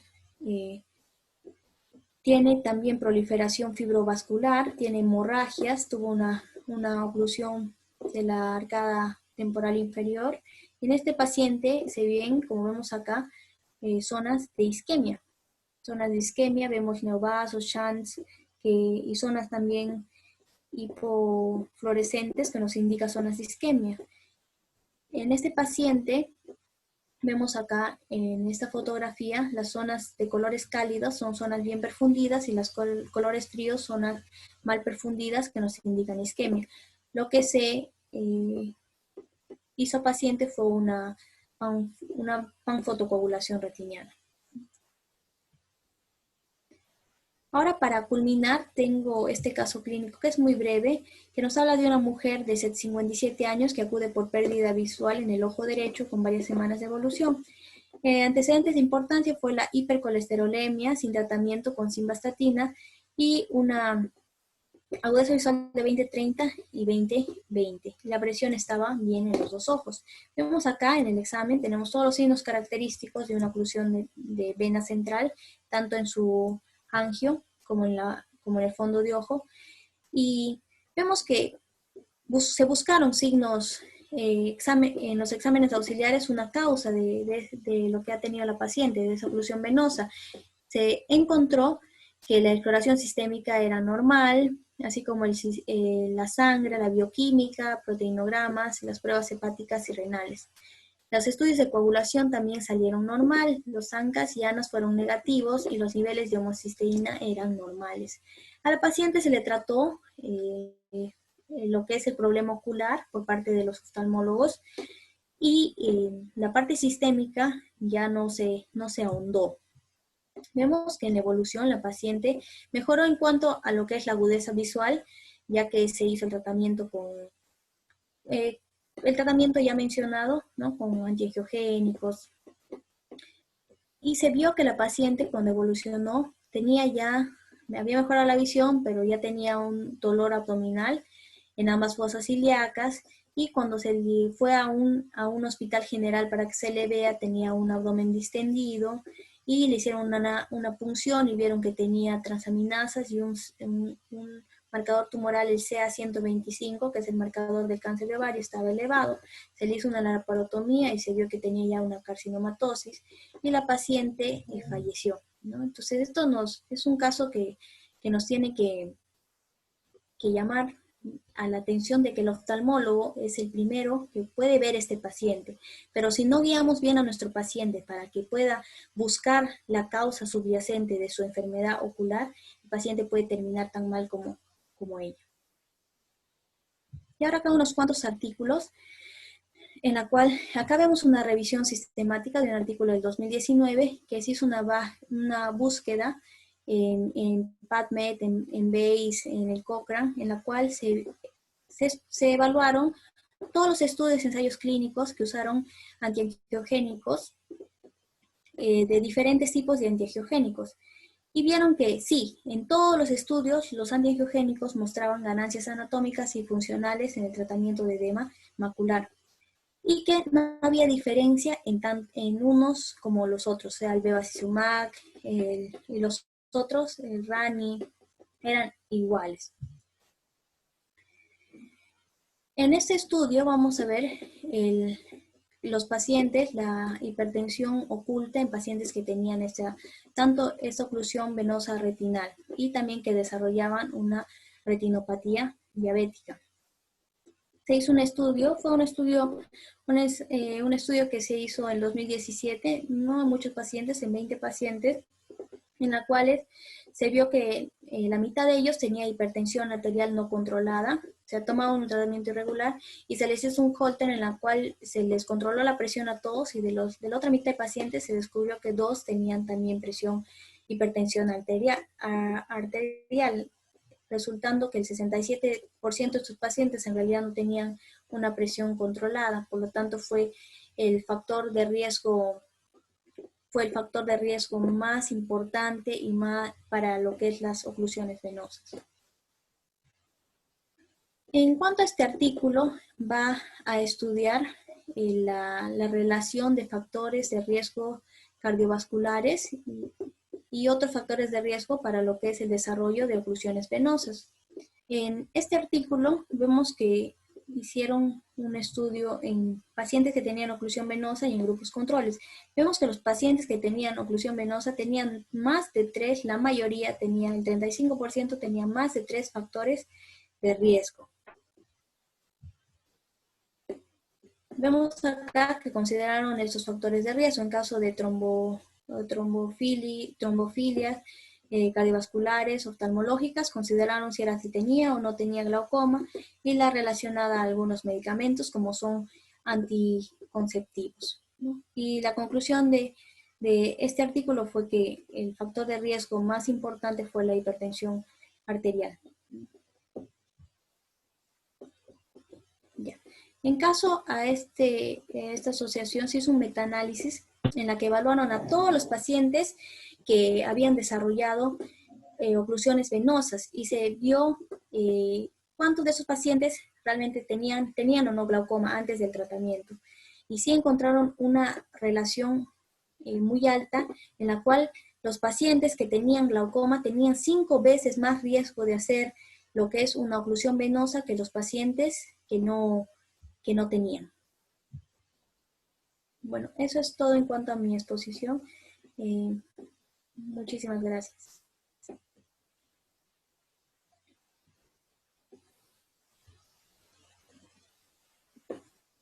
Sí, doctor Escobedo, ¿me escucha? Doctor.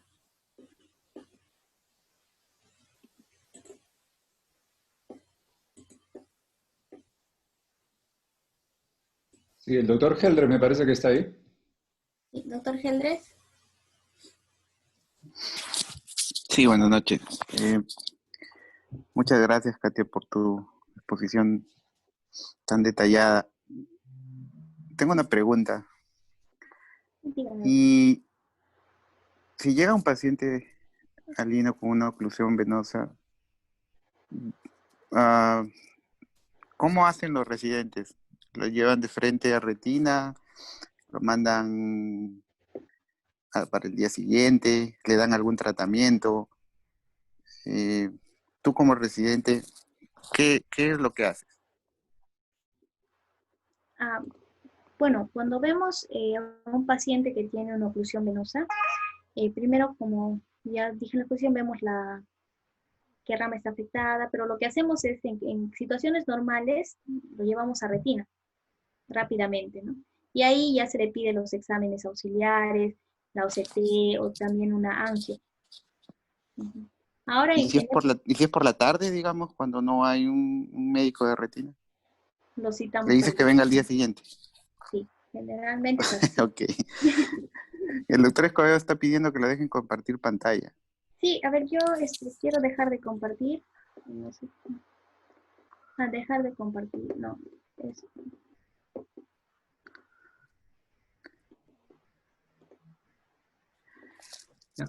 No sé, ¿siguen viendo mi pantalla? Buenas noches, doctora. Quiero saludarle por su buena exposición.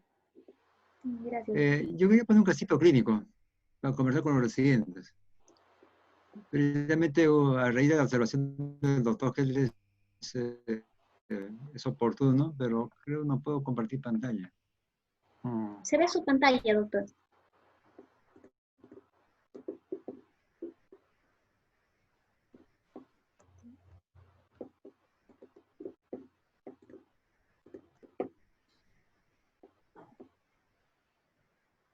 Ya, ahí. Robinson, creo que primero abres... Doctora, ¿puede llamar al siguiente para que describa ese caso? Yeah, okay. A ver, ¿Puede poner presentación, doctor, para que sea un poco más grande? Ya está como presentación. ¿Se ve algo? Sí, está bien, gracias, doctor. Gracias. El doctor Ventosilla seguro quiere hablarnos de... Ya, a ver. Doctor Ventosilla. A ver, este paciente. A ver, ¿está el doctor Ventosilla?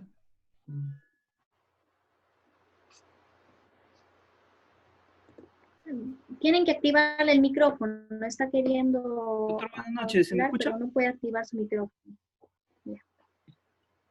Sí, te escuchamos, Eduardo. Sí, se te escucha. Diciendo que no podía activar. Le cuento la historia del paciente. Sí, ya, paciente de 60 años que acude a consulta por baja visión. Se da cuenta que baja visión y acude a consulta.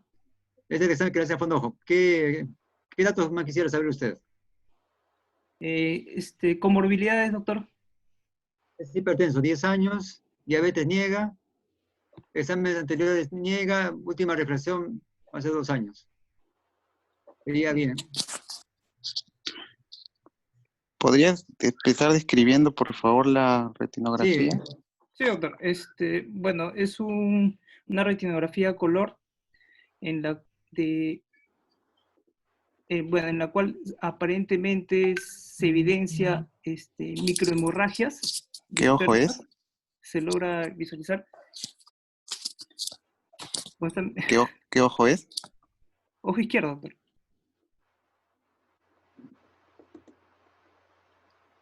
Sí, doctor. Sí, lo que me impresiona acá son microhemorragias dispersas y signos de neovascularización a nivel del disco, ¿no? Muy bien. Eso Este es lo que paciente me llama la atención.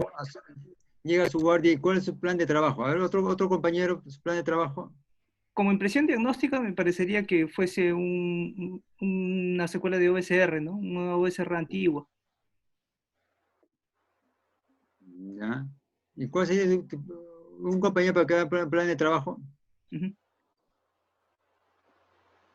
Llega el paciente, se da cuenta que le va a bajar por emergencia y un Bueno, también compañero... noto, sí, tortuosidad de vaso, ¿no? ¿Acaso lo que se le tiene que pedir es una angiofluorescinografía para Doctora ver Katia, cómo ¿puede está? Sí, a ver, alguno de mis Muy bien, llega tu guardia, co-residentes. pide una geografía. Ya, otro compañero. Sí. A ver. Hola, buenas noches, ¿qué tal? Soy Martel, doctor. Bueno, sí, pues tendríamos que hablar Buenas bien al noches. paciente. Buenas noches. Completar bien la anamnesis sobre las comorbilidades que Perfecto. dice. El tiempo de enfermedad es muy importante también, ¿no? Saber desde cuándo ha bajado su visión. Como ha dicho la compañera, indagar sobre tal vez algunos medicamentos que toma o algunos antecedentes de importancia, ¿no? Bueno, en la retinografía ya se observa ya la tortuosidad vascular, la neovascularización aparente en el disco, una retina que ya pierde su apariencia normal, incluso la mácula se ve un poco elevada. Tendríamos que evaluar bien el segmento anterior en busca de neovasos porque ya parece más una enfermedad ya con un buen tiempo de evolución, ¿no? Ver bien la huesa visual, Muy bien. el de par que ha mencionado ¿Algo la más que agregar? Perfecto. Algo más, evaluar el bueno, hacer segmento anterior. la geografía, pedir una Solicitamos en tomografía geografía, como también, mencionó tu compañero. tomografía y Tomografía, muy bien. Llegó a tu guardia este bueno, paciente. podríamos hacer Tomografía, nosotros el muy bien. examen, otros tipos de ¿Algo exámenes, más? pero creo que más le completaría una evaluación por el médico internista también, ¿no? Para descartar alguna enfermedad sistémica, ¿no? Eso sobre todo. De acuerdo, de acuerdo a los factores de riesgo, hay que evaluar factores. Primero que tiene que evaluar son los factores de riesgo. Entonces, primero tiene que checarse con el cardiólogo médico internista y ver si qué grupo etario está. A ver, avanzamos. Bien.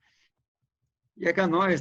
Importante la historia clínica completa, el examen ocular, no olvidarse de hacer el de par, ver cómo está la presión, ver cómo está el segmento anterior, tratar de hacer una gonografía, evaluar si hay, cómo están los vasos, la tortuosidad de los vasos, solicitar exámenes, ¿no? Como la presión arterial, triglicéridos, glucosa, son factores de riesgo más frecuentes, ¿no? Importante no evaluar cómo está la cardiología, medicina interna, dependiendo del grupo etario, considerar la hematología. Entonces, si estos pacientes llegan a emergencia, ustedes tienen que ver enfermedades sistémicas, o sea, tienen que verlo primero al cardiólogo. No dice que tengo otros problemas sistémicos, controlando bien su presión arterial, sus triglicéridos, porque ya la obstrucción ya está, eso no se va a revertir, ¿no? Pero sí, hay que darle tratamiento, pero una cosa importante es manejar el sistémico que tiene. Ahora evaluar mejor cómo está su estado de perfusión. Hay unos OCT o de mácula o un OCT de angio. Y acá está este paciente, ¿no? El otro ojo. No hay que olvidarse de ver en qué estado se encuentra el otro ojo. Y su angiografía. Otro compañero para que describa la angiografía. Doctora Katia. Sí, el doctor Héctor Núñez estará. Héctor. Hola, Núñez. buenas noches, ¿me escuchan? Sí, sí, doctor. Sí, te escuchamos. Primero escriba Hola. Bueno, en la geografía lo que se observa, de bueno. hecho, ya describan la geografía. Hola. ¿Me escuchamos? ¿Me escuchan? Sí, doctor. Adelante. En la geografía, bueno, tenemos Escuchamos. acá Sí. lo que se en Creo que una no tiene buena etapa arteriovenoso temprana, se veía signos de Muy bien. de isquemia, también de edema, fuga, incluso de hiperfluorescencia, ¿no? En la segunda etapa, que es una arteriovenosa tardía, y hay signos de hiperfluorescencia e hipofluorescencia. Se ve acá muy bien la tortuosidad y dilatación de vasos. Hay signos de isquemia por la hipoperfusión que se observa a nivel macular, extensa incluso, y también difusa en realidad, ¿no? Por toda la retina. Incluso a nivel del disco óptico hay también signos de fuga, ¿no? De neovasos, también shunts.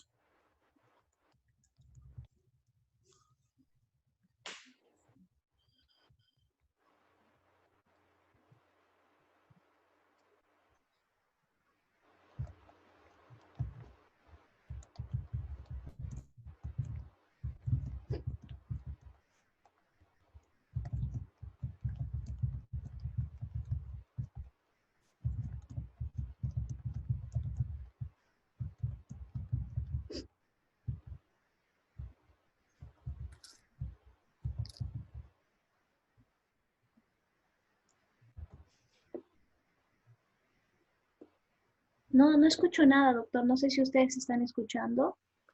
Ahora sí, ¿escucha? Sí, ¿Doctora ahora Katia, escucha? Ya, Recién, acá doctor. tengo ya un puntero. Ya, muy bien. Ya, como mencionó el doctor Núñez, la fase arteriovenosa temprana, vemos zonas de hipofluorescencia con cierre, amputación de los vasos en muchos sectores de la retina, que está en zonas de hipofluorescencia, que nos habla de isquemia. En la otra angiografía, como lo mencionó el doctor, una extensa zona de hipofluorescencia a nivel de la macular, una isquemia macular. Y también vemos otras zonas de hipofluorescencia en la periferia. Como ustedes verán, ¿no? Acá podemos evaluar la parte central, no podemos evaluar muy bien la periferia, tenemos que tomar unas 7 tomas para poder evaluar mejor la periferia, ¿no?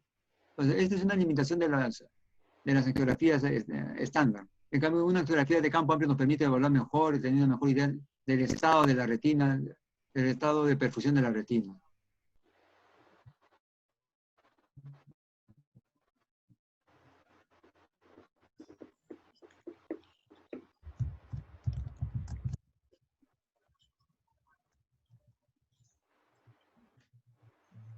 Doctor, no se le escucha.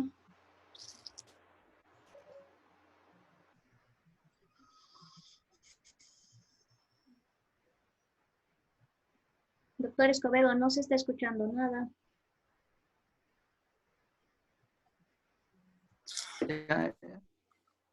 ¿Cuál sería el plan de trabajo? Otro compañero, su plan de trabajo, ¿cuál sería el tratamiento? El tratamiento ahora. ¿Me escucha, doctora? Sí, estará mi compañera Jennifer. Jennifer.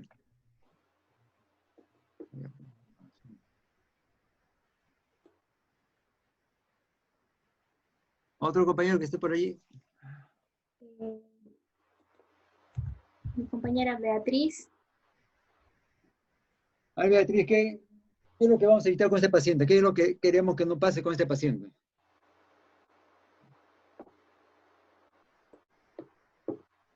¿Quién está por ahí?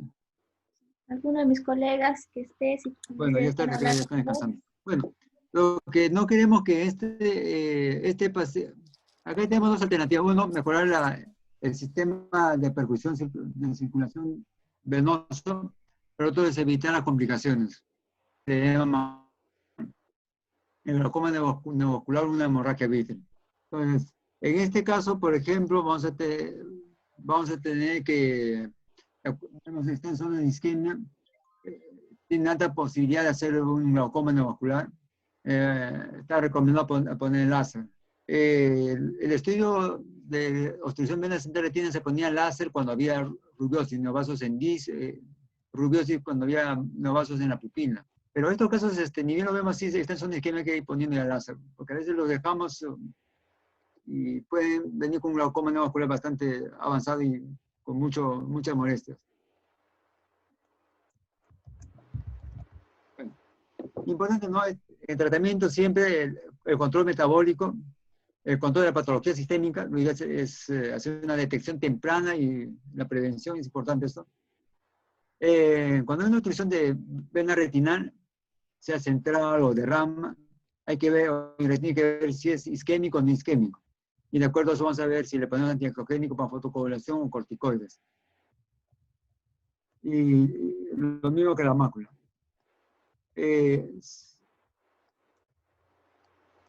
Bueno, ya mencionamos, no podemos, solamente no puede tener esta circulación venosa como lo que mencionó la doctora, ¿no? La neurotomía radial. Debido a que la complicación, ¿no?, de hemorragia extensa, el doctor tuvo oportunidad de hacer una neurotomía radial, y tiene varios casos de neurotomía radial. Una casuística en la que varios pacientes fue bien. Después podemos hacer también láser para provocar anastomosis, arteria y vena. El problema es que algunos hacen membranas neovasculares, sangrados. Estudios, son 3 a 4 estudios que tienen cierta validez y no han demostrado ser mejor que superar el tratamiento láser. Farmacológicamente puede administrar medicamentos para producir hemodilución, o también medicamentos para producir efectos trombolíticos, que ya lo explicó la doctora Rolando. Y acá no un caso, un paciente que nos llegó a una consecuencia de una hemorragia vítrea. Llegó el paciente por emergencia, hemorragia vítrea, ecografía, no había mayor factor contributorio, hipertenso. Había la sospecha de una obstrucción de rama. Se esperó 3 semanas mientras se hacían los exámenes y se decidió operar. Este paciente tenía 2 meses de condición borrosa. Se decidió operar, entonces, como verán, ¿no?, limpiamos la hemorragia y vemos acá una proliferación fibrosa que parte de la papila de la parte temporal inferior. Vemos un vaso exsangue, señala acá el trocar, y vemos pues neovasos en disco y la zona de la retina temporal inferior, vasos exsangues, una obstrucción de rama que fue la causa de esta hemorragia vítrea. Entonces, una de las consecuencias una cosa que nos enseñaron nuestros maestros, ¿no? Obstrucción de rama usualmente ocasiona hemorragia vítrea, desgarros de retraccional. Y OVSR usualmente ocasiona glaucoma neovascular. Probablemente produce mayor sustancias angiogénicas, mayor VEGF, y probablemente afecten más la zona de la pupila. Y para mencionar, ¿no?, todas estas herramientas que tenemos, ¿no? La fotocoagulación la hace en rejilla, el estudio de obstrucción de rama venosa y tratamiento láser demostró ser efectivo el tratamiento de láser en rejilla. Lo que no demostró en oclusión vena central retina no demostró ser efectivo. No se puso láser y lo que no se puso fue igual. Entonces, no se recomendó. Este estudio lo que recomendó el láser en rejilla para la obstrucción de rama venosa. Autocorrección del sector, cuando hay mayor de 5 diámetros de disco, es recomendado para obstrucción de rama, y cuando hay mayor de 10 diámetros de disco para OBCR.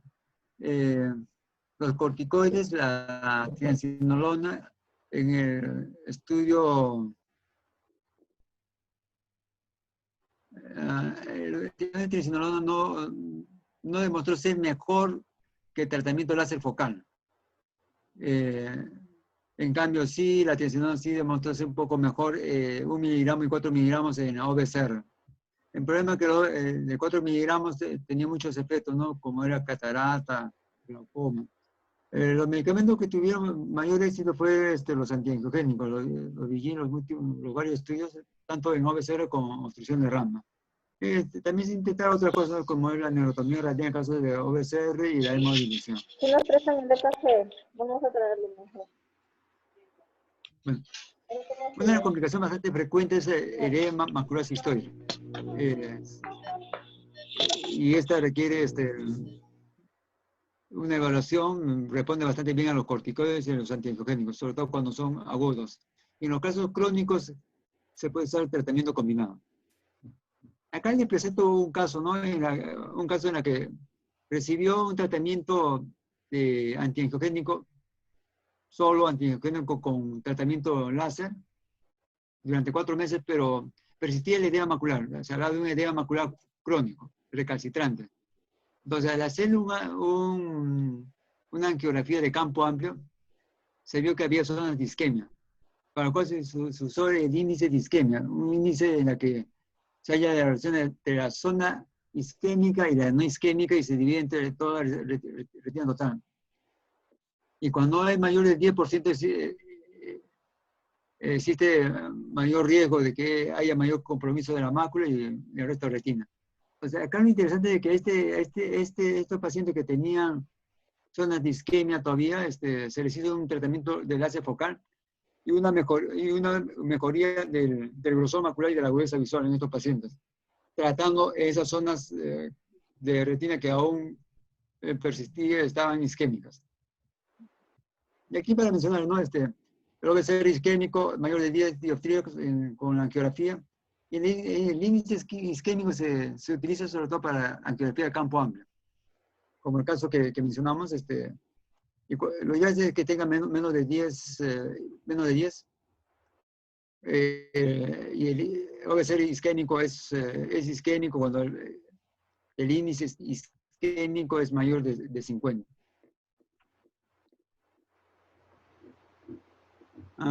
Bueno, y acá para resaltar, ¿no? El tratamiento de la autocoagulación no ayuda a prevenir, bueno, no ayuda a mejorar la visión, pero sí puede ayudar a prevenir el glaucoma neovascular. El estudio del láser, glaucoma tratamiento láser, OBCR isquémico, más del 30% se logró prevenir glaucoma vascular con respecto a los controles, que fue más porcentaje. Perdón, los que no tuvieron láser hicieron glaucoma vascular en un 30%. En cambio, los que recibieron láser, un 8% les hicieron glaucoma vascular. Acá los estudios, ¿no? El score. El score en la que se usó triamcinolona intravítrea para el láser, para la obstrucción de rama, y se demostró que hubo una mejoría en ganancia de letras. En cambio, el score en OBCR no demostró, no hubo ganancia. En Geneva, un estudio que se hizo en 2009-2010, para implantes de dexametasona, y una mejoría, una ganancia de 15 letras en un 40%. Tenemos el CRUISE que se utilizó para ranibizumab, el Einstein que usó el bevacizumab y bevacizumab más láser, el Copernicus que usó el aflibercept, Y todos los estudios demostraron los antiangiogénicos mejorar la agudeza visual, disminuir el grosor macular y bueno, acá esteroides, ¿no? Para mostrar el score de la obstrucción de rama venosa, no hubo mayor mejoría, o sea, el láser y la tincinolona, 1 y 4 miligramos fue similar a, en ese un porcentaje similar y no se recomendó el uso de tincinolona para esta obstrucción de rama. Sin embargo, el score por OV0 hubo una mejoría, un 20% con respecto a lo que no se trató, que fue 7%. Y después el implante de dexametasona que respondió bastante bien para los dos grupos, OV0, obstrucción de rama y OV0. Y acá en Geneva, ¿no? El implante de dexametasona, hubo una estabilización, mejoría de la visión un 90% para ambos grupos. Ganancia de una línea, un 80% para ambos grupos. Mayor de 3 líneas, un 35% para la obstrucción de rama y un 47% para la obstrucción de vena central retina. Pero uno de los problemas principales es la catarata, el otro problema es la hipertensión ocular. Se recomienda sobre todo para pseudofácticos. Bueno, también presentando la genética también está metida en esto, ¿no? Tenemos aquí algunos genes metidos, como es la angiopoietina 2. Otros genes, el H1166, que tienen hipertensión, aterosclerosis. Estos genes se encontraron relacionados con la OV0. Y como conclusión, ¿no? Ya lo mencionó la doctora, es una causa frecuente de ceguera por vasculopatía retinal. La obstrucción de rama es más frecuente, 6 a 7 veces más. Lindo como es centro de referencia, usualmente nos llegan los casos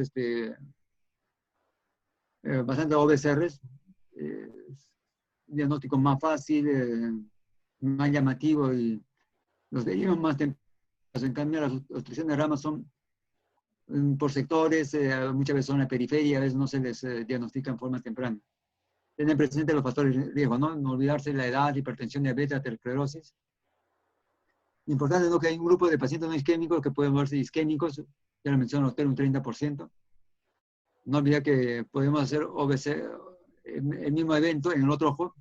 La obstrucción de rama pueden ser un 10% y los OVC es un 1%. Usualmente hay factores de riesgo, ¿no? Yo tengo pacientes con hipertensión, diabetes que hacen OVC en ambos ojos. Otros factores de riesgo como hipertensión, glaucoma, no olvidar buscar neovasos en iris. El estudio del OVCR encontró que un 25 vasos en iris, en niños se verá un 40%. Y no olvidarse, ¿no? Todo esto lleva a complicaciones severas como esterilidad macular, isquemia macular, neuropatía óptica, hemorragia vital retraccional. Gracias. Bueno, hablaron de una captasa, ¿no? Dentro de medicamentos, bueno, acá hay una serie de mecanismos básicos. Tenemos la actividad de Virchow, ¿no? El vaso alterado, los ateromas, la recurgitación que se da en esa zona. Estos son factores de riesgo para que se formen traumas en esa zona. Pero recuerden que además esto puede llevar a isquemia,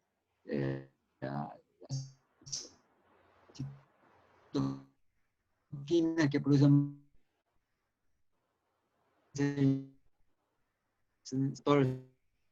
y para evitar bueno, como neuroprotección está usándose por ejemplo, la minociclina, una tetraciclina, también está usándose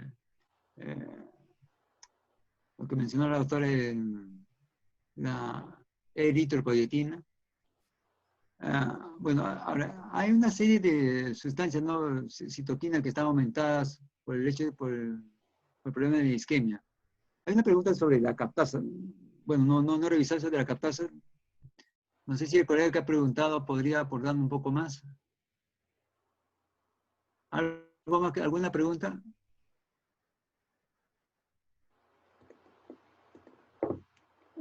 ¿Se escucha, doctora? Sí, doctor, se escucha.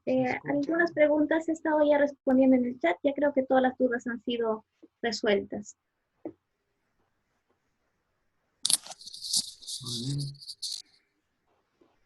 Muy bien, ¿hay alguna pregunta adicional para los doctores?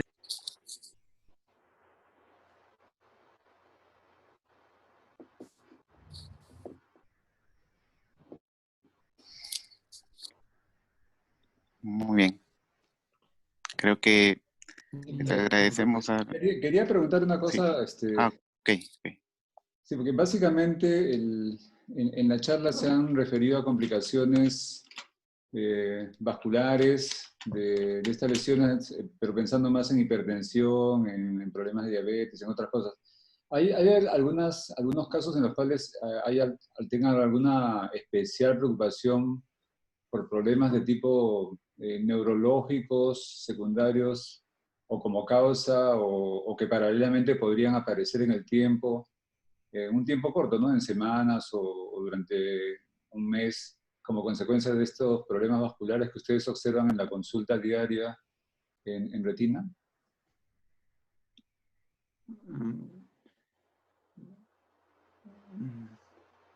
No entiendo la pregunta. O sea, pensar que estas obstrucciones vasculares, sobre todo cuando son ya te entendí. arteriales, ¿no? Como que pensarlas como que si fuera un stroke, ¿no? Claro, sí. Como parte de un cuadro de ese tipo, ¿no? Ya, uno de los factores de riesgo es el stroke, los ACVs. Es más, como mencioné, hay un par de genes que están relacionados con la hipertensión arterial, los ACVs, la obesidad. Estos genes contribuyen a que haya más aterosclerosis y mayor daño, y así lo que como se presenta en OBCR también se presenta en otros órganos, llámese corazón. Uno de esos genes afecta, por ejemplo, el cerebro. En pacientes mayores de edad, por encima de 50 años, usualmente está asociado con hipertensión arterial, aterosclerosis, diabetes. Pero en personas menores de 40, 50 años, hay que buscar problemas hematológicos. Llámese hemofilia, atención con la proteína C, proteína S. También hay que ver cómo está la homocistinemia. En realidad, cuando tenemos un paciente con OBCR, debíamos hacer una investigación bastante exhaustiva. Claro, a la cabeza vamos los problemas más frecuentes, pero no hay que olvidar los problemas menos frecuentes. Enfermedades sistémicas, problemas vasculares, problemas hematológicos que también pueden dar problemas obstructivos a nivel central, y pueden tener problemas sistémicos, como el caso que presentó la doctora, una paciente que tuvo OBCR y el antihigiénico mejoró, y al final tenía un tumor que fue la causa del evento fatal. Sí, me parece que el doctor Reati quiere intervenir también. A lo mejor es para comentar un poco el tema de lo que hay que darle el micro.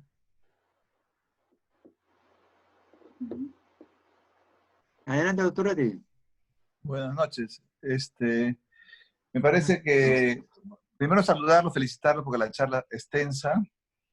Probablemente lo hemos tocado un poco más dirigido a los especialistas en retina. Me hubiera gustado que al final de la plática demos mensajes, ¿no? Entonces, yo quisiera contarles un poco del día a día de mi experiencia, ¿no? Cómo vemos, cómo acuden los pacientes, ¿no? Entonces, básicamente estas oclusiones venosas, las que más conocemos son de dos tipos, ¿no? La oclusión de vena central de la retina y la oclusión de rama, ¿verdad? Entonces, hay que pensar situaciones oculares y situaciones sistémicas que pueden generar esta patología. Antes, cuando veíamos, siempre lo menciono esto, antes cuando veíamos pacientes con oclusión de arteria central, yo me asustaba terriblemente, porque esos pacientes tienen un alto potencial o alto riesgo del éxito, ¿no? O de daño sistémico. Hay que estar muy atentos. Pensaba que solamente los problemas arteriales causaban este problema, pero los problemas de vena, los problemas venosos son un problema importante. ¿Estamos de acuerdo? Porque hay que pensar que ese paciente tiene un compromiso de fondo. Oclusión de la vena central de la retina en el ojo o te lleva al glaucoma neovascular o te lleva por otro lado a que tiene la obligación de buscar una patología sistémica, porque uno como reflejo lo que hace es inmediatamente tratar a ese paciente, ¿no? Ves isquemia y láser, y si ves edema, antiangiogénicos. Pero en estos tiempos me he dado cuenta que algunos pacientes, sobre todo pacientes mayores, no pueden recibir antiangiogénicos porque ellos tienen problemas de trombosis, ya sea de miembros inferiores o de patología asociada. Hace poco vi una paciente con una oclusión de vena central de la retina con edema macular, y lo primero que hice es actuar en forma refleja y darle antiangiogénicos, y no mejoraba, ¿no? Y me decía que es raro, porque normalmente mejoran los pacientes, y tuve que así indagar, y indagamos todo lo que estaba en tu listado, lo que usted mencionando de la teoría, y encontramos al final que la paciente tiene trombofilia, ¿no? Y eso hace que ande haciendo hipercoagulabilidad en todas partes, y en ello está contraindicado el uso de antiangiogénicos. O sea, hay que tener bien claro eso. Y lo otro es que hay que pensar que esos pacientes hay que evaluar todo, hay que tener un cardiólogo al lado de nosotros, porque ellos van a tener, si no es problema desde la carótida hasta un problema de proteínas, de globulinas, etc. ¿no? Entonces siempre es importante ver que esos pacientes son potenciales pacientes de tener complicaciones sistémicas, inclusive llegar a la muerte en un 40% de estos pacientes, ¿no? Oclusión de vena central de la retina. Y en oclusiones de rama, ¿no? Hay que pensar que es un problema propio del ojo, ya sea un glaucoma avanzado, ¿no? Ya sea un paciente hipertenso ocular, y cuya historia natural es distinta a la oclusión de la vena central de la retina. Acuérdense, la oclusión de rama te lleva a hemorragia vítrea o a un desprendimiento de retina traccional, a diferencia de la oclusión de vena central, que te lleva a la isquemia y a un glaucoma neovascular. Hay que tener bien claro las historias naturales de esta enfermedad, ¿no? Entonces, atentos con la primera opción. Siempre hay que estar atentos con esos pacientes que no tengan problemas, porque a veces están o anticoagulados, o tienen arritmia, o tienen o usan anticoagulantes porque de alguna manera son potencialmente trombogénicos como enfermedad de fondo, ¿no? Básicamente este era mi comentario. Obviamente, gracias a Dios que tenemos otras alternativas como los Urdex, como la triamcinolona, pero yo creo que antes de dar el primer tratamiento, por defecto, pensemos que podemos hacer más iatrogenia usando este tipo de drogas. Doctor Muro. Sí, ¿qué tal, doctora? ¿Cómo está? Muro, yo quería comentarles algo. Cuando los pacientes tienen esta patología, así como dice el doctor, bilateral, y son menores de 40 años, hay que buscar problemas sistémicos. Yo recuerdo de estos últimos tiempos 2 muchachos, uno de 22 años y otro de 24 o 25 años, jóvenes, que llegaron con obstrucción de vena central de la retina. También los vimos con los de retina y, como dice el doctor, el tratamiento fue. Pero esto era de preguntarse por qué la obstrucción de vena central de la retina. Lo trabajamos con un internista del Loaiza y a esto le encontraron una hipertensión arterial. Lo primero, y luego se buscó la causa de la hipertensión arterial. Tenía un problema inmunológico a nivel renal y acabó en diálisis porque ya estaban los 2 riñones comprometidos. En uno de ellos y en el otro fue una vasculitis. Entonces, cuando hay este problema en menores de 40 años, como estos chicos, 20, 25 años, yo pienso que tenemos que ahondar en lo sistémico y ayudarnos con los internistas.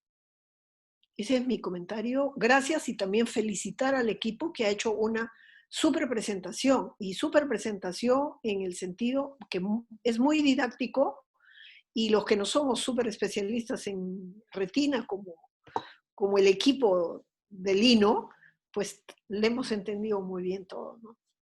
Gracias, y que se repite esto. Gracias, doctor Muro. Gracias, doctora. Gracias, doctora. ¿Algún último mensaje, doctor Geldres o doctor Escobedo, ya para terminar?